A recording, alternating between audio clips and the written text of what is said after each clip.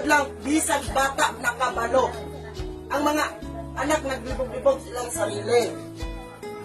Si Ginoong Jesucristo gikatauan. Ibiyay sa kadaghanan. Giluwa-luwaan. Gigisi-gisian siyang biste gikurunahan tunokon. Gipaantos o gipatay. Si Ginoong Jesucristo wala kagpakamatay kundili gituyog papatay. Wabot ang panahon nga ako mawala. Muabot ang panahon nga ako mawala.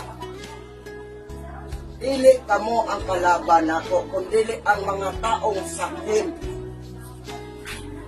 Gahaman sa bahandi.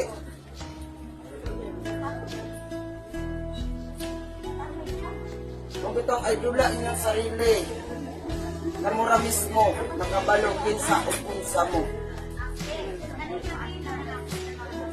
Nagsakripisyo ko para ninyo.